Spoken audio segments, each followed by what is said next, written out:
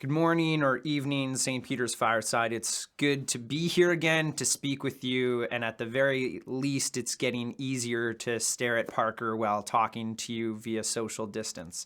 My name is Phill Pearson, and I'm kind of a guest speaker from time to time, so welcome to St. Peter's once again.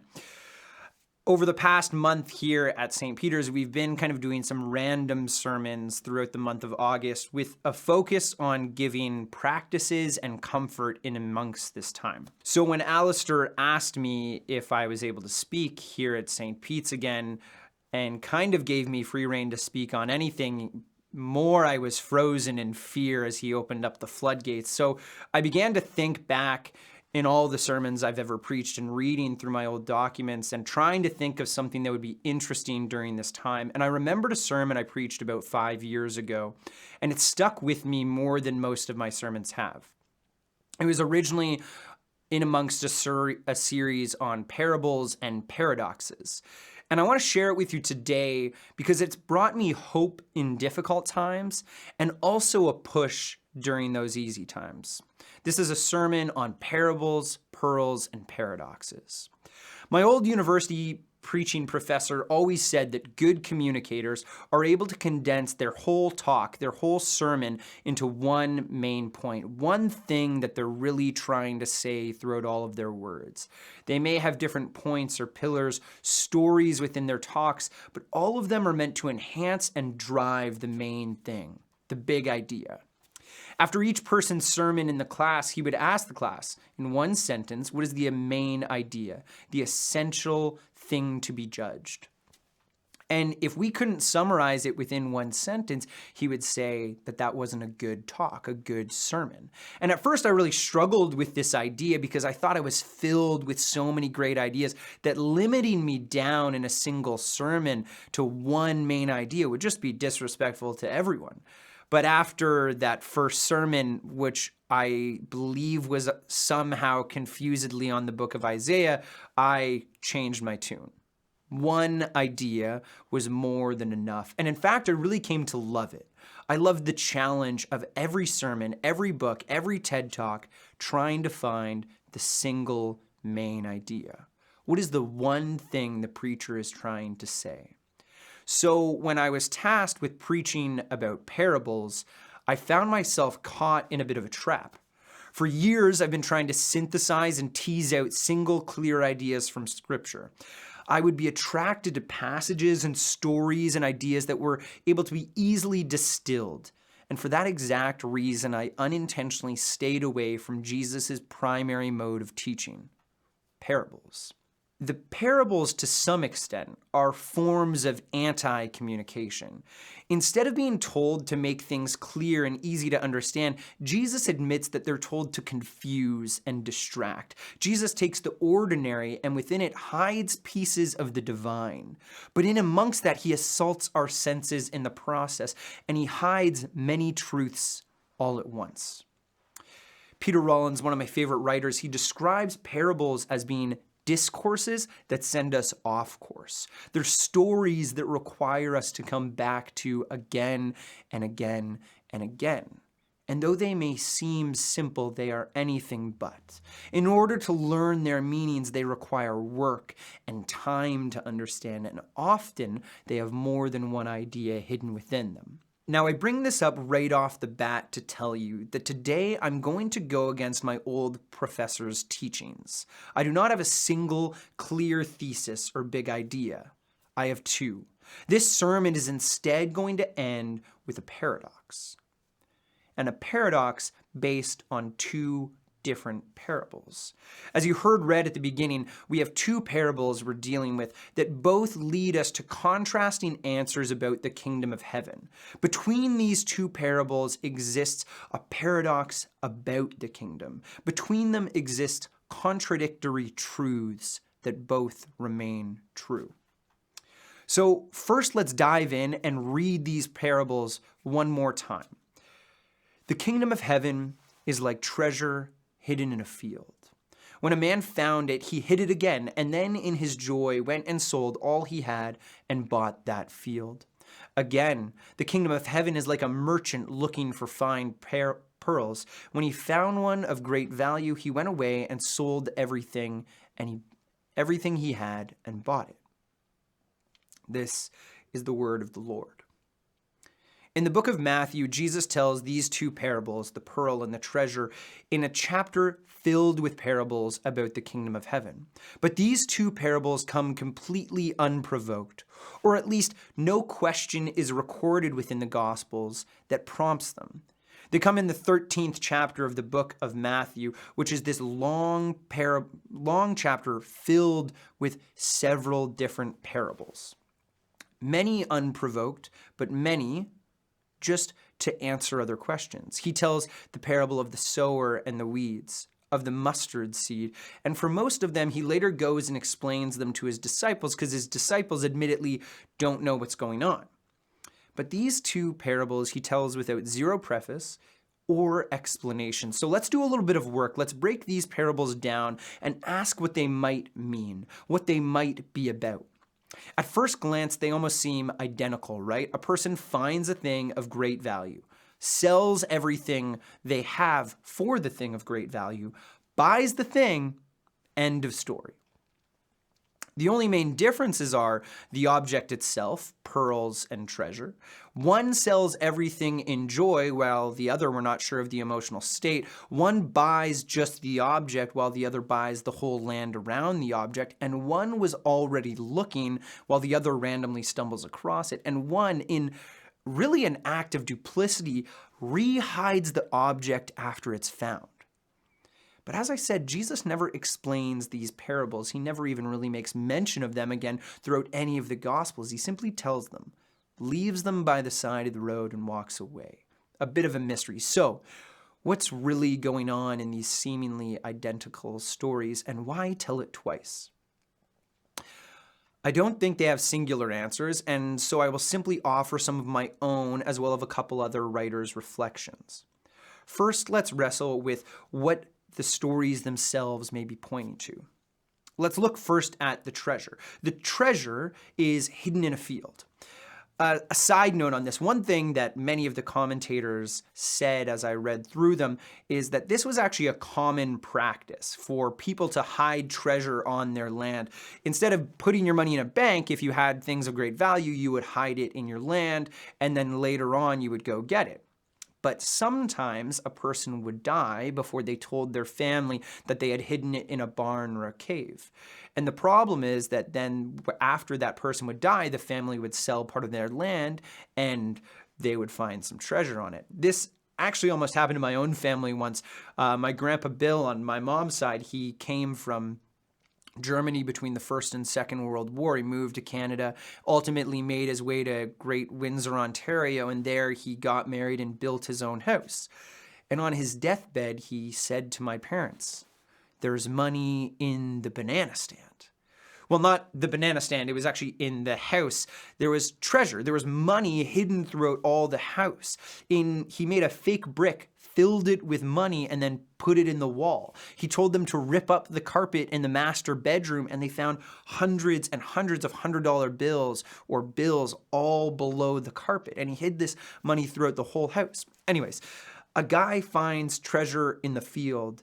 He goes and rehides it, and then he sells everything, and he buys the whole field. And why the whole field? Is he trying to throw off suspicion? Does he think there might be even more treasure? And I mean, if we're to take a lesson from this, is Jesus telling us to be sneaky and duplicitous? If you find something of great value and worth, rehide it, don't tell anyone about it, and come get it later? Have you ever been to a store and found like the last copy of something? Be like, I'm going to hide it here and come back, but nobody will find it in the meantime. And was the field really worth everything he had? Was he so poor that only a little money would buy it? Or was he so wealthy that the land was expensive and he had to sell everything he had for it? And let's ask some questions of the pearl for a moment, right? The pearl takes on the same narrative flow, except this time it starts off with a person who's already searching for pearls. They're on the move, they're a merchant, they seem to be looking for the best to buy.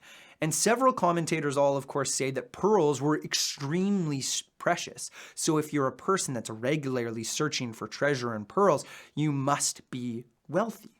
But then this person finds a pearl of immensely great wealth and he sells everything in order to have it. These are both strange endings because at the end, both individuals are left with nothing but their objects. One is left in a field with treasure and one just with a pearl. So let me pose a question to you. At the end of these two stories, are the individuals richer or poorer than they were at the start? Because I think this might be what Jesus is playing at a bit. He's playing a little bit of sleight of hand with our minds, pointing us in one direction while we miss the true nature. Peter Rollins, one of my favorite writers, he tells a parable around this parable. He takes the biblical story and adds to it a little bit. He says this, Jesus tells the parable of the pearl, and a man hears it and thinks to himself, the kingdom of heaven must be so valuable that only the rich can grasp it. But a woman in the crowd hears it and understands something deeper about it. And Jesus asks her, what have you heard? To which she responds, all I know is that if this kingdom you speak of is like the priceless pearl, then the sacrifice needed in order to grasp it will not make one richer, but rather reduce the one they have to absolute poverty. For you are saying that you must give up everything, yet the pearl itself is worth nothing unless you find someone to buy it. And if you do find someone, you will no longer have it. The thing of great value, the treasure or the pearl, becomes a paradox, you could say. It is both priceless and worthless to the highest extreme, to the highest and lowest extremes. It is only valuable in any economic form if it can be sold again. But if kept, it becomes worthless. One does not become richer for having it. Instead, one keeps themselves poor by retaining it. And if the kingdom of heaven is like this treasure or this pearl, then it is priceless and worthless. In a way, you could say that the kingdom doesn't operate in modes of power how other kingdoms do. It subverts them. One needs to give up all for it to make space for the field, but once they have it, they realize the whole system is flawed. Could it be that this story is telling us that the kingdom of heaven will ask everything of you, yet leave you poorer by any form of power, that it operates by different rules? And if that's the case, why go after it at all? To which I think the answer is because it's beautiful. But we will only be able to find its beauty once we have given up everything we have for it, once it's all that we have. Its true value can only be found once its external value has been removed. Could it be that Jesus is saying that the kingdom of heaven, this kingdom that he is going to be king over, this kingdom that is against the Roman Empire and truly against all empires, a kingdom that doesn't operate in normal modes of power, a kingdom of love, grace, mercy, faithfulness, and justice, a kingdom that invites in the poor, the lost, the lonely, this kingdom will not make you richer, but it will ask everything from you. Is this what Jesus is getting at? That's the paradox inside. But I see another between them, something more interesting, more powerful, you could say. As I've said multiple times, it would seem as though these stories are almost the exact same. But there is something important in that Jesus tells it twice. That question kept coming into my mind. Why tell the same story twice? Why tell it in a way that doesn't reveal something new? But did you notice right at the start of the parables that Jesus highlights two different things? Jesus tells both parables back to back, but he highlights that the kingdom of heaven is like something different each time. Both start off with the words, the kingdom of heaven is like. But in the first one, he says that the kingdom of heaven is like treasure hidden in a field. Then he says that the kingdom of heaven is like a merchant searching. Treasure doesn't move. Treasure waits to be found. Treasure demands to be sought out. Merchants move. They search high and low. They go into every shop, bartering, haggling, constantly looking for the best deal. If I'm right, then these parables present a paradox about the kingdom. It is both waiting to be discovered, hidden in places we would never expect, unmoving until found, and yet at the same time it is on the move, searching for, ready to buy when it gets the chance. At the beginning, I said I had two main ideas, two ideas that contradict each other. So here they are.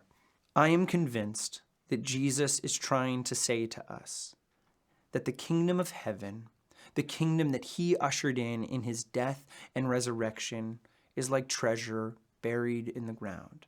It is mysterious and difficult to find, but when you encounter it, it will ask everything of you, your time, your energy, your finances. You will have to sell all that you have in order to grasp it. But not because it will make you richer, not because it will make your life better or easier, but because the kingdom of heaven is beautiful. Again, let me say, I am convinced that Jesus is trying to tell us that his kingdom is like a merchant on the move, a merchant searching for fine and precious pearls, looking high and low, that when the kingdom finds these pearls, it will sell all that it has, even its own life, to buy them. I'm convinced that Jesus is trying to tell us that you are that pearl. This idea has stuck with me for years. Some days I need to remind myself that the kingdom of heaven asks everything of me, that I need to search for it, to work for it, to look high and low. And other days I need to remind myself that God is looking for me, that he has sold everything, even his own son, for me. Not because I would make him richer, but because he thinks I'm beautiful. Those who have ears, let them hear what they need to hear. Go in peace.